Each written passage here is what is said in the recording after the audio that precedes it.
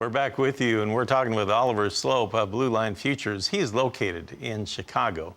And now I want to take a look at what's going on in live cattle. Let's go there first and look at a very strong wholesale beef market on Friday.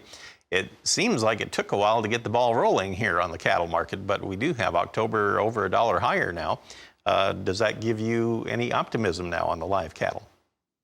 It is encouraging. We saw a little bit of pressure right out of the gates this morning, and I think a lot of that was probably just on the outside markets and a lot of concern over what's going on overseas, kind of spilling into commodities as a whole. But we're seeing a nice rebound here this morning, which is encouraging. However, I've taken it with a grain of salt. We're in a seasonally weak time of year, and up here towards the top end of the range, 129 to 130 in October. I don't know that we're going to be able to break out above there. We continue to park a lot of our optimism in those deferred contracts looking out to December.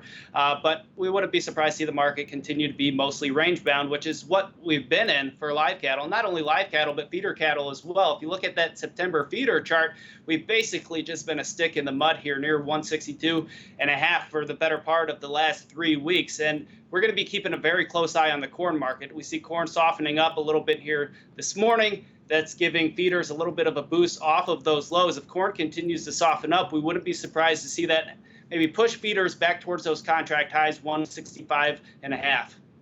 Well, if we look at our livestock summary from last Friday, we had a little bit of cleanup trade on some cattle. I believe they may have brought 121 or something just to finish up the week. But the range last week was 119 to 125 per hundredweight on the live cattle. Now, that was a pretty wide range.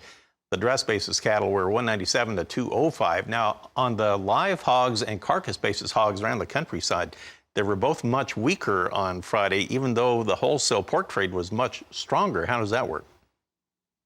Well, the lean hogs have been grabbing our attention here a lot recently. We've been in a nice downtrend over the last several weeks. We're starting to see a relief rally off of the lows last week, which is encouraging, but we remain in the camp that rallies are to be sold. And as mentioned, with live cattle, lean hogs are kind of in a bearish seasonal time of year as well. So as long as the bears can defend that 90 handle, I think that they remain in control of the chart. And I think fundamentals will probably support that as well. There's a nice trend line coming in from those recent highs about 3.5 weeks ago. So 90 is going to be the big area to look at. A break and close below there probably sparks a little bit of short covering and maybe invites some new momentum traders into the market.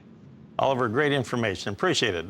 Thank you very much. Oliver Sloup of Blue Line Futures. Tammy, back to you.